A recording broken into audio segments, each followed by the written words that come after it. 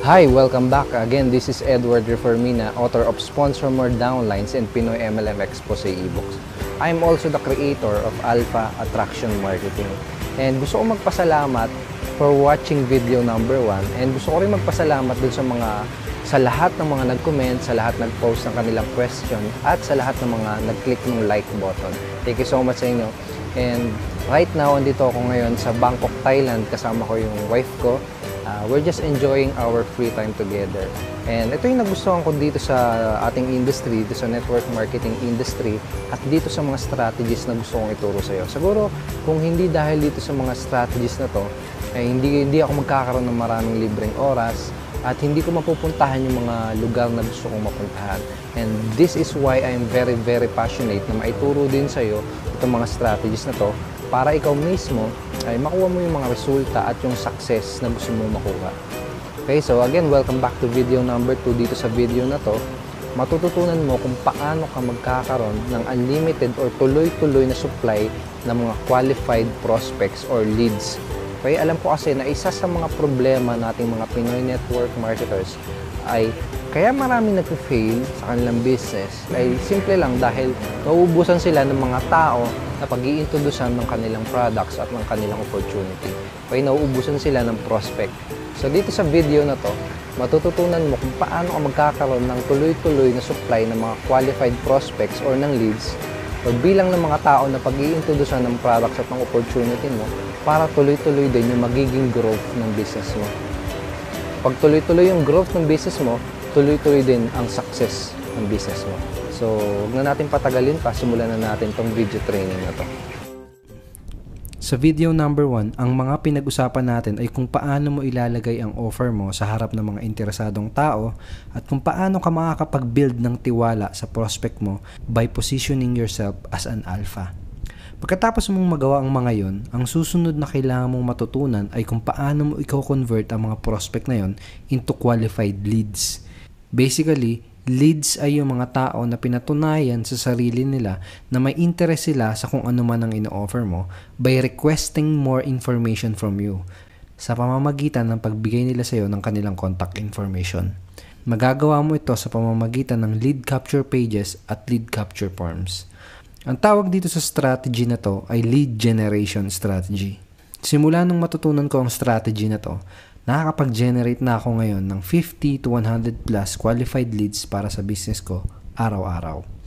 Ito yung screenshot ng mga qualified prospect at leads na nagagawa kong ma-generate kada araw gamit ang strategy na to. Kapag meron ka ng unlimited source ng mga qualified prospect or leads na humihingi sa'yo ng additional information tungkol or related sa kung ano man ang products or opportunity mo, masusolve mo yung problema na lack of quantity prospects o yung nauubusan ka ng mga taong mapag-aalok ka ng product at opportunity mo. Kapag may unlimited source ka na ng mga leads, hindi ka na rin mauubusan ng bilang ng mga tao na makakakita o ng papakitaan mo ng products at business presentation mo. Dati nung nagsisimula pa lang ako, ang isang paraan na naituro sa akin ng uplines ko para magkaroon ng mga prospect ay kausapin yung mga KKK ko o yung mga kamag-anak, kaibigan at kakilala ko. Ang problema, kailangan mong ma-realize na mabilis darating yung oras na mauubos din ang bilang ng mga kakilala mo. Karamihan ng mga networkers, kaya sila nababurnout at kaya sila nagkukwit ay dahil nauubusan lang sila ng taong kakausapin at pag-iintrodusan ng kanilang business or products. Posible nga na ang isang dahilan kung bakit mo pinapanood ang mga training videos na to ay dahil unti-unti ka nang nauubusan ng mga taong kakausapin at hindi mo na alam kung saan ka hahanap ng mga prospects. Kailangan mong maintindihan na ang pagkakaroon ng tuloy-tuloy na supply ng mga leads at prospects ay napakahalaga para sa business mo. Tingin mo bakit lahat ng mga MLM at network marketing companies ay ine-encourage at minomotivate ang kanilang mga members na magdala ng mga tao sa office para manood ng business at product presentation? Ito ay dahil kahit anong klaseng business ay kailangan ng consistent flow ng mga new prospect at customers para magkaroon sila ng tuloy-tuloy na growth. Leads at prospect ay parang yung oxygen ng business mo. Hindi magsusurvive ang business mo kapag naubusan ka na ng prospect at leads. Ito na lang ang imaginein mo. Imagine nagtayo ka ng branch ng McDonald's. Tapos itinayo mo yung branch na yun sa tuktok ng bundok kung saan wala naman dumadaang mga tao. Tingin mo malulugi kaya yung McDo branch na yun? Saan ba natin madalas nakikita na nakatayo ang mga branch ng McDo? Di ba sa mga busy intersections kung saan may tuloy-tuloy na di ba? May mga tuloy-tuloy na dumadaang prospect at potential customers. Ganon din dyan sa business na ginagawa mo ngayon. Kailangan araw-araw ay tuloy-tuloy ang bilang ng mga taong nakakakita ng presentation at offers mo. Dahil kung hindi, babagal at posible pang mamatay ang growth ng business mo. Paano na lang ang gagawin mo kung limitado ka lang sa warm market mo o sa mga kakilala mo, sa mga tito, tita, ninong, ninang, ate, kuya mo? Kapag naalok mo na lahat ng mga kakilala mo, sino nang kakausapin mo? Para masolusyonan ang problemang lack of quantity prospect, kailangan mong matutunan kung paano ka makakapag-generate ng mga leads. Uulitin ko, leads ay yung mga prospect or visitors ng website mo na nagpakita ng interest sa kung ano man ang in-offer mo by requesting more information from you sa pamamagitan ng pagbibigay nila sa iyo ng kanilang contact information. Para ka makapag-generate ng mga leads, kailangan mo ng software na tutulong sa iyo para makapture mo ang mga contact information ng mga prospect mo. Ang tawag dito sa software na to ay Email Management System or mas kilala sa tawag na autoresponders. EMS or autoresponders ay ang tool na tutulong sa iyo para makapag-generate ka ng daan-daan o libo-libong qualified prospects para sa business mo. Gamit itong Email Management System or autoresponder, madali kang makakagawa ng lead capture forms na mailalagay mo sa blog or website mo para magawa mo na makapture or para magawa mo na makapag-collect ng mga email address, phone numbers, or other contact information ng mga prospect at website visitors mo. Huwag kang magpanik at huwag kang mag-alala dahil napakadali lang na magkaroon ng ganyan. At mamaya, sasabihin ko sa iyo kung paano ka magkakaroon ng exact autoresponder software na ginagamit ko para makagawa ka rin ng lead capture form na katulad nito. Pero, bago ibigay ng mga prospect mo sa iyo ang contact information nila, kailangan ay meron kang tinatawag na lead magnet. Ano ba yung lead magnet na yan? Ito yung isa sa mga value pieces na bibigay mo sa mga prospect mo. Natandaan mo ba dun sa video number 1 na sinabi ko sa iyo na para ka makapag-attract ng mga prospect, kailangan ay magbigay o mag-provide ka muna ng value or anything na free, valuable information sa mga prospect mo. Pwede kang mag-offer ng free ebooks, free videos, free newsletter, free audio recording interview, or kahit anong free information na related sa mga products or opportunity na ipopromote mo later on. Ito kasing free valuable information na ibibigay mo or i-offer mo ang mag-e-encourage sa mga prospect mo para ipagpalit o ibigay nila sa iyo ang kanilang contact information. At once na ipagpalit nila yung contact information nila sa valuable offer na ibibigay mo sa kanila, ang ginawa nila ay ipinakita nila at pinatunayan nila na interested sila dun sa ino-offer mo. Basically, kina-qualify nila yung sarili nila at binibigyan ka nila ng permission para kontakin mo sila. Pagkatapos silang maging leads or maging qualified prospect, ang gagawin mo na lang ay i-convert sila para maging customer or downlines by closing them in your business. At madali mo na lang sila mako-convert into downlines and customers dahil una, na-qualified na nila ang sarili nila sa pamamagitan ng pagpapakita nila ng interest dun sa ino-offer mo. Pangalawa, nakapag-provide ka muna ng value kasi binigyan mo sila ng valuable information, kaya they will know, like, and trust you. At pangatlo, sila mismo ang humihingi ng karagdagan information mula sa iyo. Ibig sabihin, hindi na ikaw ang nangahabol at sila na ang lumalapit sa iyo. Para mas maintindihan mo kung gaano ka-powerful ang strategy na to, ipapakita ko sa iyo how the number works. At ang ipapakita ko sa iyo mga example ay yung mga very conservative example at very realistic. Dahil gusto kong makita mo na kaya mong magawa ang strategy na to basta willing ka lang din gumawa ng action. So example, sabihin natin na nakakapag-generate ka ng 100 visitors sa website or blog mo. Unique visitor or 100 prospect per day. And by the way, 100 visitor ay napakadali lang ma-achieve. Yung sa isang website ko, nakakapag-generate ako ng 1,000 unique visitors sa loob ng isang araw. Okay, so 100 prospect per day ang napapapunta mo sa website o blog mo. Tapos, sabihin natin na 30% ng 100 na prospect or visitor na yon ay nagbibigay sa'yo ng kanilang contact information at kina-qualify ang sarili nila at naging leads. So, 30% ng 100 is equals to 30 leads per day. Meron kang 30 leads na nag-generate araw-araw. So, 30 times natin sa 7 para isang linggo is equals to 210 leads per week. Ibig sabihin, nakakapag-generate ka ng 210 leads kada linggo. Tapos, sabihin natin na dun sa 210 leads per week na na-generate mo, ay 3% lang dun ang sumali sa'yo o naging customer mo. Yes, 3% lang. 210 times 3% na napapasali o nagiging customer mo, that is 6 new direct downlines or new customer for your business every single week. Okay? 6 new direct downlines every week or 27 new direct downlines or customer per month para sa business mo. Ngayon, tatanungin kita, 27 new downlines per month, okay na progress na ba yun para sa business mo? Sabihin natin na kalahati lang yan ang na-achieve mo. Sabihin natin na 13 new directs lang or 13 new customers lang per month ang na-achieve mo.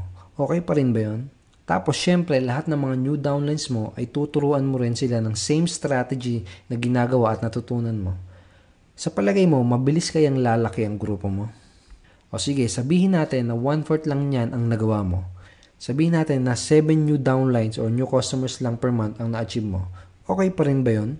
At uulitin ko, yung computation na in-example ko dito ay napakababa at napaka-conservative lang dahil ayokong mang-hype. Pero to give you an idea, yung isang website na ginawa ko ay nagko-convert ng 11%. Dito sa example na binigay ko sa iyo ay 3% lang. Ganito ka-powerful ang strategy na to. Kaya napaka-importante na mai-apply mo kagad ito sa business mo. Kaya kung sa tingin mo na nakausap mo na lahat ng mga kaibigan mo, kung tingin mo ay nauubusan ka na ng mga prospect, at kung gusto mong magkaroon ng tuloy-tuloy na supply ng mga leads para magkaroon din ng tuloy-tuloy na growth ng business mo, itong strategy na to ang makakasolve ng mga problema mo. Ang tawag dun sa software na ginagamit ko na tumutulong sa akin para makapag-generate ng leads ay GetResponse. This is a web-based software so hindi mo to kailangang i-install sa computer mo. Ang kailangan mo lang ay internet connection para magamit mo ang software na to. Meron link sa baba ng video na to na pwede mong puntahan para makagawa ka ng 30-day free trial sa GetResponse. Mamaya, pagkatapos mong panoorin ng video training na to, puntahan mo yung link na yan para makapag-register ka ng free trial sa GetResponse. And panoorin mo din yung mga video lesson dun sa website nila para kahit papano ay magkaroon ka ng kaunting idea kung paano ba gagamitin itong napaka-powerful na tool at software na to. Merong mga misconceptions ang ilang network marketers tungkol sa paggamit ng internet para mag-build ng MLM, network marketing o home-based business. Ang sabi ng iba, imposible daw na mag-build ng business gamit ang internet dahil impersonal approach daw to. Well, let me ask you something. Do you think na personal approach ang mamigay ka ng flyers sa mga taong hindi mo kakilala sa kalsada? Do you think it's personal na approach yung mangingidnap ka at sasabihin mo din sa prospect mo na kainan yung pupuntahan nyo? Do you think it's personal approach yung kakausap ka ng mga taong hindi mo kakilala sa kalsada para alukin ng products at opportunity mo? Do you think personal approach yung pag-convince sa mga taong hindi naman interesado? At isa pa, sigurado naman na pamilyar ka sa mga social media site na tulad ng Facebook, Twitter at YouTube. Lahat ng sites na yan ay ginawa para mas mapabilis tayong makapag-communicate at para mas mabilis tayong makapag-build ng relationship sa isa't isa. Ngayon nga ay mas madalas na tayong nakikipag-usap at nakikipag-communicate sa Facebook kaysa sa totoong buhay. Maraming couples nga ngayon ang sa internet pa nga unang nagkakilala. Kaya walang makakapagsabi na it's impersonal kapag ginamit mo ang internet sa pag-build ng iyong network marketing business. Ang mga nagsasabi nun ay yung mga taong wala pang Facebook account o kaya naman ay wala silang idea how internet and how social media really works. Ito ang totoo. Internet is the most easiest, the most quickest, and the most powerful way to connect to people and to build relationships. Ang isa pang misconception ng iba tungkol sa paggamit ng internet sa kanilang business ay akala nila ay mahirap ang paggawa ng website, paggawa ng blog, at akala nila mahirap ang pag-set up ng mga lead capture form, etc. Akala nila mahirap i-implement ang mga strategy na to. Well, I'll be honest with you. Sa totoo lang, mahihirapan ka kung huhula-hulaan mo lang kung ano yung susunod na gagawin mo. Oo, mahihirapan ka kung gagawin mo ito ng mag-isa at kung walang magsasabi sa'yo kung ano yung eksaktong gagawin mo at kung ano yung eksaktong gagamitin mo para may implement ka agad ang mga strategies at ideas na naituro ko sa'yo. Kaya ito yung gusto kong itulong sa'yo. After 2 days, ipapadala ko sa'yo yung video number 3. At doon sa video number 3, malalaman mo kung paano ka magkakaroon ng access sa bagong online course na i-release ko. Itong online course na to ang makakapag-guide sa'yo kung paano mo madaling ma-apply at may implement lahat ng strategy na naituro ko sa'yo. Pero bago ko ikwento ang detalye ng course na to, I need to inform you first na itong course na to ay hindi magiging open para sa lahat at hindi ito magiging available ng matagal. Honestly, hindi ko alam kung magka-qualify ka sa course na to dahil hindi ko alam kung gaano ka kaseryoso at kung gaano kataas ang commitment mo para maging successful sa business mo. Makapasok ka man sa course na to o hindi, ito yung ilan sa mga kailangan mong matutunan para ma-apply mo ng tama sa business mo ang mga strategies at ideas na naituro ko sa'yo. Kailangan mong matutunan yung mga pinakamabilis na paraan kung paano mo maipoposisyon ang sarili mo na isang alpha. Merong mga psychological at emotional triggers tayo mga tao na nakaka-impluwensya sa atin para ma-attract sa iba at magdesisyon na bumili. Itong mga triggers na ito ang kailangan mong malaman para magawa mong makapag-attract ka agad ng mga pinaka-qualified at interesadong mga prospects na sasali sa'yo. Kailangan mo rin alamin kung sino ba yung mga best type of prospect para sa products at para sa opportunity mo. Para hindi ka makapag-aksaya ng oras sa kakahula kung sino ba ang mga tipo ng mga prospect na tatargetin mo. Kailangan mong matutunan kung paano mo gagamitin at ile-leverage ang mga internet tools at software para magawa mong maging semi-automated ang business mo. Yung tipong kahit natutulog ka o kaya ay kahit namamasyal ka kasama ang pamilya mo, ay may system na tumutulong sa iyo para mag-follow up, mag-build ng relationship at mag-promote ng opportunity mo ng sabay-sabay sa daan-daan o kahit na sa libo-libong mga prospects, 24 hours a day at 7 days a week. Ito yung tinatawag na tunay na leverage. Kailangan mong malaman kung ano yung tamang designs at templates ng website na gagamitin mo para sa business mo. Kailangan ang gagamitin o gagawin mo lang ay yung mga tested at effective na design para hindi masayang ang effort at oras mo. Marami na rin kasing mga networkers ngayon ang sinusubukan na gamitin ang internet sa kanilang business pero unfortunately, 97 to 99% sa kanila ay mga maling klase at maling design ng website ang ginagawa. Kailangan mong malaman kung paano mo gagamitin ang internet para magawa mo na mag-stand out at maging unique sa mata ng mga prospects mo. Para magawa mo na sayo at sayo lang sila sasali at wala ng iba. Lahat itong mga nabanggit ko, yan yung ilan sa mga matututunan mo kapag nakasama ka sa mga mag-e-enroll dito sa bagong online course na i-release ko. Last but not least, dito sa course na ito, ituturo ko rin sa iyo kung paano ka kikita ng additional passive income mula sa mga prospects na hindi sumali at hindi sasali sa opportunity mo. Seryoso ako. Ito yung screenshot ng PayPal history ko kung saan makikita mo yung mga monthly total sales na kinikita ko mula sa mga prospect na hindi sumali sa akin.